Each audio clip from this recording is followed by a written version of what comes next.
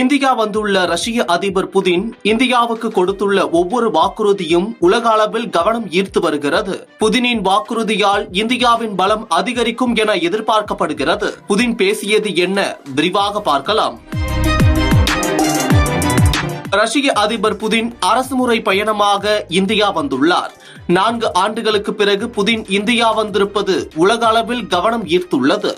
India வந்துள்ள புதினுக்கு முப்படைகளின் ராணுவ மரியாதை அளிக்கப்பட்டதை தொடர்ந்து ரஷ்ய அதிபர் புதினை பிரதமர் மோடி வரவேற்று அழைத்து சென்றார்.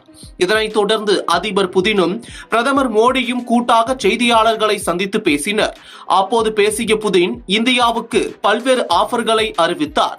இதன் மூலம் இந்திய ராணுவத்தின் பலம் அதிகரிக்கும் என கூறப்பட்டுள்ளது. அதே சமயம் இரு நாடுகளுக்கு இடையே பாதுகாப்பு தொடர்பான பல முக்கிய ஒப்பந்தங்கள் கையெழுத்தாகின. குறிப்பாக துறைமுகம், கப்பல் போக்குவரத்து தொடர்பாக இந்தியா ரஷ்யா இடையே ஒப்பந்தங்கள் கையெழுத்தாகியுள்ளன. அதேபோல விவசாய உரம் இறக்குமதி, ஏற்றுமதி செய்வது தொடர்பான ஒப்பந்தங்கள் கையெழுத்தாகியுள்ளன. ரஷ்யாவை சேர்ந்த சுற்றுலா பயணிகள் இந்தியா வந்து செல்ல இலவச விசாவான டூரிஸ்ட் விசா வழங்கப்படும் என பிரதமர் மோடி அறிவித்திருக்கிறார். இதன் மூலம் இந்தியாவுக்கு ரஷ்ய சுற்றுலா பயணிகளின் வருகை அதிகரிக்கும். அதேபோல வருவாய் அதிகரிக்கும் என எதிர்பார்க்கப்படுகிறது. ரஷ்யாவில் மேலும் 2 இந்திய தூதரகங்கள் திறக்கப்படும் என பிரதமர் மோடி கூறியுள்ளார். இந்த தூதரகங்கள் மூலம் இந்தியா வருகை தரும் ரஷ்ய மக்கள் எளிதாக விசா பெற முடியும். அதேபோல பயங்கரவாத ஒழிப்பு நடவடிக்கையில் இந்தியாவும் ரஷ்யாவும் இணைந்து செயல்படும் என பிரதமர் மோடி கூறியுள்ளார். சமீபத்தில் பகல்காமில் நடந்த தாக்குதலின் போது இந்தியாவுக்கு ஆதரவாக ரஷ்யா நின்றது என்பதை பிரதமர் மோடி நினைவுபடுத்தியிருந்தார். இதையடுத்து பேசிய புதின் இந்தியாவுக்கு எந்த அளவுக்கு கச்சா எண்ணெய் தேவையோ அவ்வளவு கச்சா எண்ணெயை வழங்க தயாராக இருக்கிறோம் என உறுதியளித்துள்ளார்.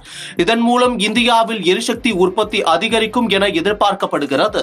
அணு மின் சக்தியை பொறுத்தவரை கூண்டன்குளத்தில் 6 அணு உலைகள் செயல்பாட்டில் உள்ளன. கூடுதலாக இன்னும் 4 அணு உலைகள் அமைப்பதற்கான கட்டுமான பணிகள் நடந்து வருகின்றன. அதனையும் விரைவாக முடித்து முழு திறனுடன் இயங்கும் நடவடிக்கைக்கு தேவையான அனைத்து உதவிகளையும் ரஷ்யா வழங்கும் என புதின் கூறினார். இதன் மூலம் இந்தியாவில் மின் சேவை ஓரளவுக்கு பூர்த்தியடையும் என எதிர்பார்க்கப்படுகிறது. அதேபோல முப்படைகளையும் நவீனமயமாக்க தேவையான அனைத்து உதவிகளையும் ஆதரவையும் ரஷ்யா வழங்கும் என புதின் உறுதியளித்துள்ளார். ரஷ்ய அதிபர் புதினின் இந்த வாக்குறுதிகள் உலக அளவில் கவனம் பெற்று வருகின்றன.